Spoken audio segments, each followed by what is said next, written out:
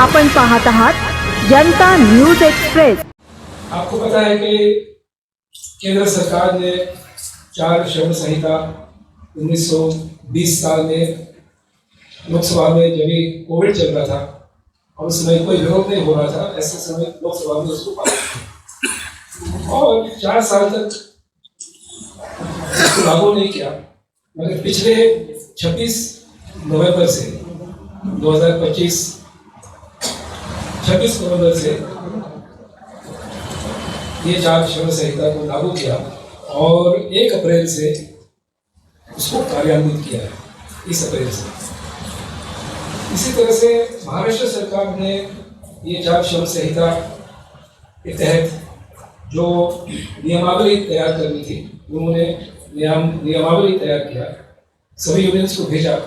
हमने एक साथ में उनको जवाब दे दिया कि कामगार संगठन ये 4 श्रम संहिता को हम नहीं मानते हैं, किसी भी हालत में कामगार संगठन इसको मानने वाले नहीं है।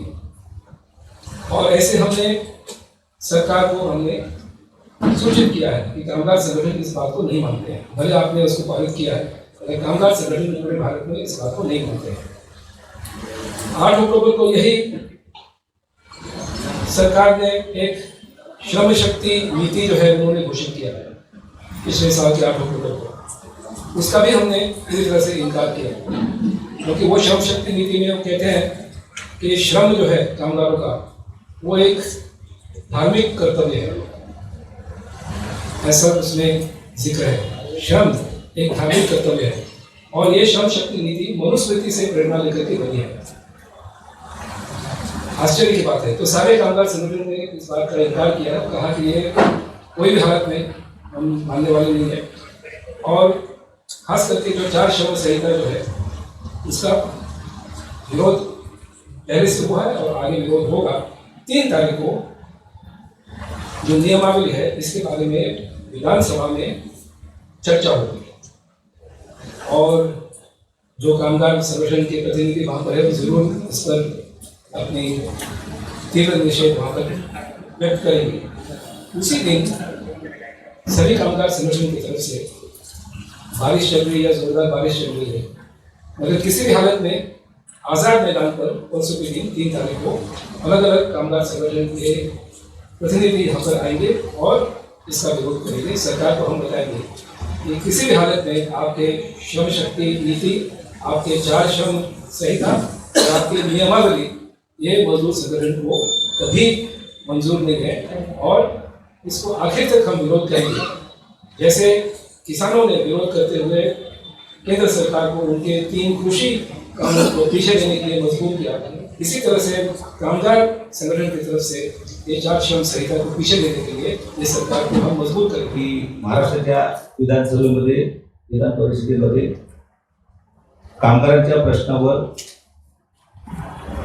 ज्या काय आतापर्यंत चर्चा झाल्या त्यानंतर देखील या अगोदर देखील आमचे मोर्चे आले होते, परंतु सरकार हा प्रश्न जो आहे 29 कायदे जे आहेत ते रद्द करून 4 संहिता या ठिकाणी आणायच्या आहेत आणि त्यासाठी त्यांनी काही रूल्स तयार केलेले आहेत आणि त्या रूल्सवर सगळ्या कामगार संघटनेच्या मंडळींना बोलवलं होतं। आम्ही त्या ठिकाणी विरोध केलेला आहे, तरी देखील ते रेटण्याचा प्रयत्न करतायत आणि याला विरोध म्हणून 3 तारखेला मोर्चा आयोजित केलेला आहे। या मोर्चामध्ये कामगारमध्ये असलेला असंतोष जो आहे, कारण सरकारने जे काही डिक्लेरेशन केलं होतं केंद्र सरकारने किंवा राज्य सरकारने ते शेवटच्या कामगारपर्यंत या प्रमाणात पोहोचायला पाहिजे त्या प्रमाणात ते पोहोचलं नव्हतं आणि त्याच्यामुळे आता कामगारांमध्ये जी जागरूकता आहे, कामगार या गोष्टीला सर्व कामगार विरोध करतात की याच्यामध्ये नोकरीची शाश्वती पुढे राहणार नाही। सामाजिक सुरक्षेचे जे काही कायदे पूर्वी केलेले आहेत ते या ठिकाणी संपूर्ण नष्ट होणार आहे आणि ही जी फिक्स टर्म एम्प्लॉयमेंट जी पद्धती अवलंबली आहे सरकारने त्यामध्ये नोकरीची शाश्वती नाही। त्याच्यामुळे सामाजिक सुरक्षेसाठी असलेले ग्रॅज्युटी असेल, पेन्शन असेल किंवा ESIC असेल,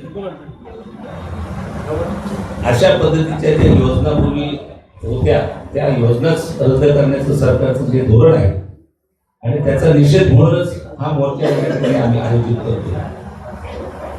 या ठिकाणी केवळ त्यांनी हे जे काही धोरण अवलंबले आहे हे केवळ मोठमोठे उद्योगपती आहेत यांच्यासाठी ते अवलंबले आहेत. याच्यामध्ये कामगारांना काहीच किंमत राहणार नाही, कामगारांच्या श्रमाचं महत्त्व राहणार नाही, कामगारांना सन्मान मिळणार नाही त्याच्या कामावर. आणि एक साईट म्हणजे वन साईड जे आहे हे योग्य नाही आहे. खरं म्हणजे सरकारने यासाठी ट्रायपॅर्टिट कमिटी होती, त्याच्यामध्ये चर्चा करायला पाहिजे होती. ती चर्चा न करताना डायरेक्ट या योजना केवळ मालक वर्गाचं ऐकून राबवण्याचं ठरवलं आहे. याला आमचा पूर्ण विरोध आहे आणि त्यासाठी हे आंदोलन आम्ही सतत करत आलेलो आहोत, करणार आहोत. उद्याचा 3 तारखेचा मोर्चा देखील आम्ही यासाठीच आयोजित केलेला आहे. त्याच्यामुळं हे केवळ मालकदारीचे धोरण आहे.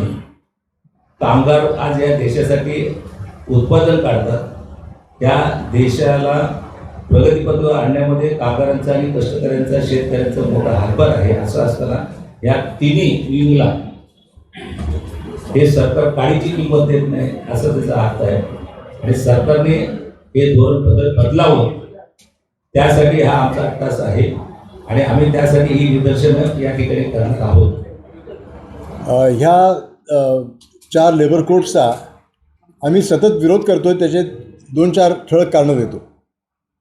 आता जसं सांगितलं तसं केंद्र सरकारने सगळ्या राज्य सरकारांना दूर ठेवलेला आहे. ॲक्च्युली हा विषय हा घटनेमध्ये समावर्ती आहे, कन्करंट लिस्टमध्ये आहे.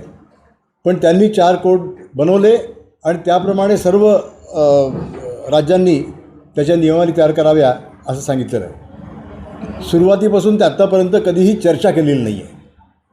आपलं सरकार म्हणजे भारत सरकार हे ILO इंटरनॅशनल लेबर ऑर्गनायझेशनचं संस्थापक सरकार आहे आणि त्याच्यामध्ये एक कन्व्हेन्शन 144 म्हणून आहे, ज्यात म्हटलेलं आहे की दरवर्षी किमान एक लेबर कॉन्फरन्स घेतली पाहिजे, किमान एक. पण 2015 नंतर एकदाही घेतलेलं नाही आहे. प्रत्येक वेळी ह्या कामगार संघटना कृती समितीने त्यांना रिक्वेस्ट केलेली आहे की ती घ्या, पण नाही घेतलेली.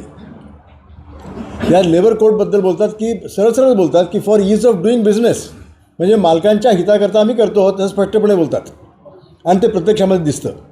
मी त्याचे 2-4 उदाहरणं देतो आणि थांबतो. एक म्हणजे ते पेपरमध्ये जसा आत्ता उल्लेख झाला श्रमशक्ती नीती म्हणून त्यांनी पब्लिश केली आणि तुमचे काय जे रिॲक्शन्स असतील त्या पाठवा म्हणून सांगितलं. पण त्या रिॲक्शनचं काय होतं पुढे त्याचा काही कुणाला पत्ता नाही.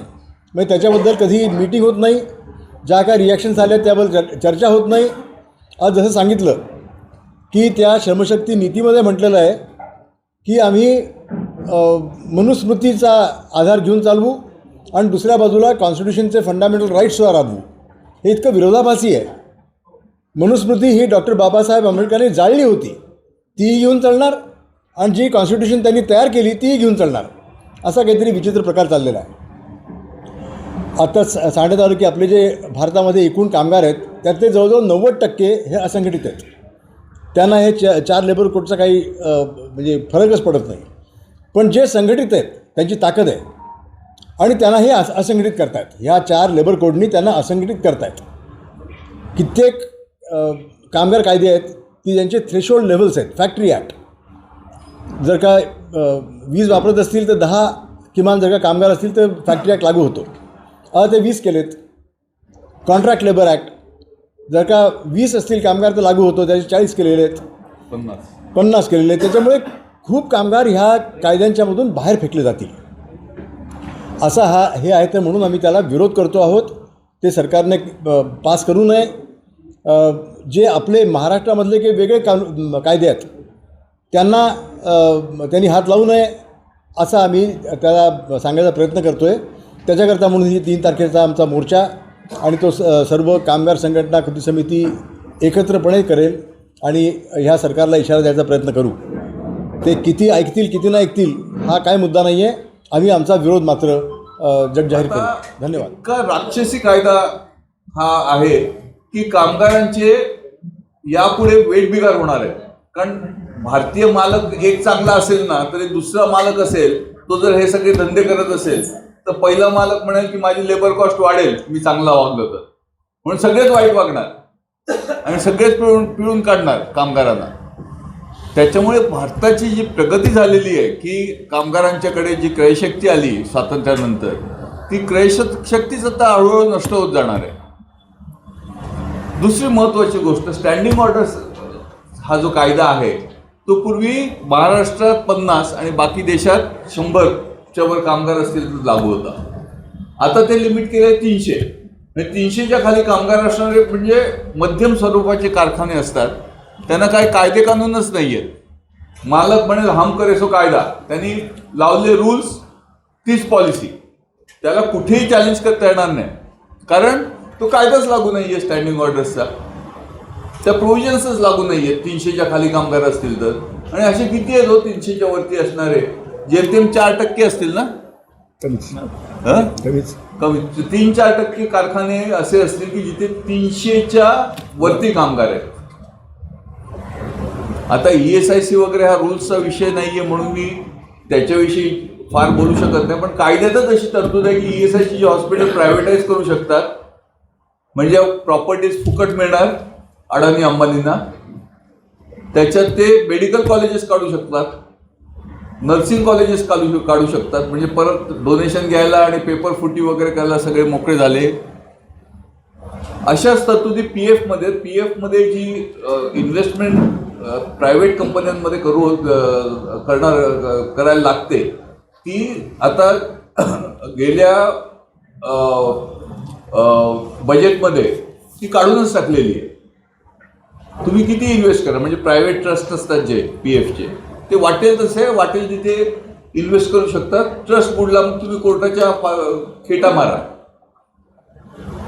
अशी परिस्थिती सरकारने सध्या निर्माण केलेली आहे. तर अजूनही कामगारांच्यात म्हणावी तशी जागृती झालेली नाही आहे. परमनंट लोकांना वाटतंय की आम्ही सुपात आहोत, हे टेम्पररी फिक्स टर्म कॉन्ट्रॅक्टचे लोक जे आहेत ते जात्यात आहेत, त्यांना दळून जाऊ देत, आम्ही सध्या तरी सुखी आहोत. पण त्यांचं पण काय खरं नाही आहे, कारण कंपन्या बंद करण्याची जी तरतूद होती ती 100वरनं त्यांनी डायरेक्ट 300 केलेली आहे गव्हर्नमेंटची परमिशन घेण्याची तरतूद. बरं, दुसरी गोष्ट फार कोणाच्या लक्षात आलेली नाही आहे की इंडस्ट्रियल डिस्प्यूट ॲक्टमध्ये अशी प्रोव्हिजन होती, जेव्हा तुम्ही भरती कराल नवीन किंवा परत कारखाना चालू कराल तेव्हा तुम्हाला पहिल्यांदा रिट्रेंच केलेल्या लोकांना सिनियरिटीनुसार घ्यायला लागेल आणि त्याच्यानंतर बाकीची भरती करू शकता. आत्ताच्या कायद्यात अशी तरतूद आहे की 1 वर्ष झाल्यानंतर असं कुठलंही बंधन नाही आहे. म्हणजे धंदा बंद केला, 1 वर्षानंतर त्यांनी चालू केला, परत फ्रेश रिक्रुटमेंट करा, तो पगार देण्याचं बंधन नाही, मिनिमम वेजेसवर चालू करा, काही बंधन नाही. म्हणजे हे एक अजून कोलीत दिलेलं आहे मालकांच्या हातात. म्हणजे कामगार हा विषय ज्यावेळी संघराज्य आपण स्थापन झालं त्यावेळी काय विषय केंद्राकडे आणि काय विषय राज्याकडं, कामगार हा विषय प्रामुख्याने राज्याकडे आहे. 29 कामगार कायदे जे अत्यंत संघर्ष करून चळवळ करून जुन्या लोकांनी मिळवले, कामगारांना संरक्षण मिळवून दिलं. जी वेठबिगारी होती या देशामध्ये, चहाचे मळे असतील किंवा बोधे असतील तर रेल्वे विभाग असतील, वेठबिगारासारखं कामगारांना राबवलं जात होतं, त्यांना संरक्षण देण्याचं काम त्या 29 कामगार कायद्याद्वारे झालं. मोदी सरकारने 2020 मध्ये शेतकऱ्यांचे कायदे ज्यावेळी संसदेमध्ये चर्चेला आले त्यावेळी विरोधी पक्षांनी बायकॉट केलं, हे कायदे आणू नका, आणि बायकॉट झालं शेतकऱ्यांच्या कायद्याविषयी. आणि विरोधक बाहेर निघून गेल्यानंतर या 4 संहिता त्यांनी मंजूर करून घेतल्या, 4 कोड बी, त्याच्यामध्ये 29 कायदे समाविष्ट केले गेले. त्या दिवसापासून आतापर्यंत कृती समितीच्या झेंड्याखाली सर्व कामगार संघटना एकत्रितपणे लढत आहेत. महाराष्ट्रामध्ये 29 कायदे व्यतिरिक्त महाराष्ट्र सरकारचे 15 वेगवेगळे कायदे आहेत. आता महाराष्ट्र सरकारचं धोरण असं आहे की आता जर 4 कोड बिल आले तर या 29 कायदे 15 कायद्यांची गरज काय, एक कायदा निस्तरावत करायला त्यांनी सुरुवात केली.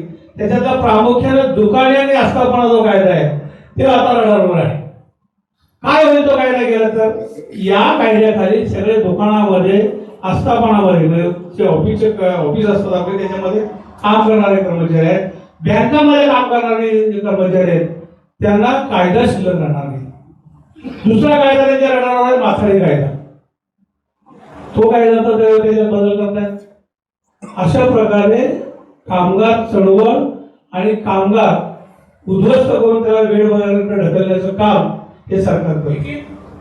महाराष्ट्र में आप देखिए कि अभी सरकार ने जो धोरण लिया है उसका जो है रिजल्ट आ रहा है कि नोएडा के अंदर जिन लोगों को किमान वेतन नहीं मिलता था, समय पे वेतन नहीं मिलता था, समय पे बोनस नहीं मिलता था और मालिक तो उन्हें गुलाम समझते थे और 11,000 12,000 किमान वेतन में काम कराते थे, नोएडा में से जो चिंगारी निकली और वहां पर जो एक बड़ा सब मजदूरों ने निकलकर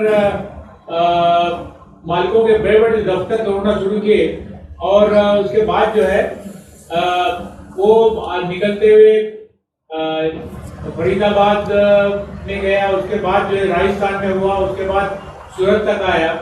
ये जो एक ये चिंगारी है, तो ऐसा नहीं है कि लोग नाराजगी नहीं है, लोग इतनी नाराजगी है लोगों में कि अच्छे अच्छे बड़े बड़े कारखाने अब चल रहे हैं और लोगों को किमान वेतन भी जो है ढंग का नहीं मिलता है. दिल्ली ने पहले से किमान वेतन बढ़ा कर रखा था, इस वक्त तो दिल्ली बच गई, लेकिन सब जगह पर एक है कि कुछ बाद में हरियाणा ने किमान वेतन 3,500 रुपये बढ़ाकर तुरंत दिया. ये सब कुछ हुआ. इसका मतलब है कि ये सवाल जो है ये आम मजदूरों के अंदर चल रहा है और जरूरी है कि इसके बारे में पत्रकार लोगों ने पूरा साथ देना चाहिए. मेरा ये निवेदन है. दूसरी बात निधि समिति में 2 साल पहले दिया गया है कि कामगार संगठन कुछ राजकीय मुद्दों पर भी हम हमारे एजेंडे को लेंगे और मिल करके काम करेंगे. आज तक ऐसा एक मान्यता था कि कामगार संगठन राजकारण में हम हस्तक्षेप नहीं करेंगे. और 2 साल पहले एक इसी मुंबई में चर्चा करके प्रस्ताव मंजूर किया गया कि कुछ मुद्दों पर कामगार संगठन राजकीय भूमिका लेंगे और अपने मेंबरान को इस राजनीति में हम शामिल करेंगे. तो एक बात है कि आमदार जरूर जहाँ वहाँ जाते हैं, खरीदे जा सकते हैं, दबाए जा सकते हैं, डराए जा सकते हैं, मगर सरकार को पता है कि कामगार संगठन ना दबाया जा सकता है, ना खरीदा जा सकता है, ना डराया जा सकता है. तो ये राजकीय शक्ति है. कामगार संगठन एक राजकीय शक्ति है. अगर हम सब मिल करके काम करेंगे तो जरूर इसका असर इस देश की राजनीति पे हो सकती है. और मैंने शुरू में बताया कि ये सारे कामगार संगठन के सदस्य संख्या महाराष्ट्र में 25 लाख से ज्यादा है. तो अगर सरकार ये हमारे अधिकार को वापस प्रस्तावित नहीं करती है तो कामगार संगठन ने तय किया है एक कि जो सरकार हमारे हक पर अगर हमला करते हैं तो हम उनको सत्ता से हम बाहर कर सकते हैं. 2, जिस तरह से सरकार ने कुछ कानून बनाए हैं जिसका नाम है जन सुरक्षा कानून, और जन सुरक्षा कानून वो जन सुरक्षा के लिए नहीं है, यहाँ के कॉर्पोरेट घरानों की सुरक्षा के लिए है और वो आंदोलन को दबाने के लिए वो जन सुरक्षा कानून बनाए हैं. तो ये जन सुरक्षा कानून का विरोध करना ये भी सभी कामगार संगठन ने अपने ठराव में हमने मंजूर किया है. अचूक बातम्या, निपक्षपाती विचार, अन्यायाविरुद्ध वाचा फोडणारे परखड विचारांचे सार्वभौम दैनिक प्रजासत्ताक जनता.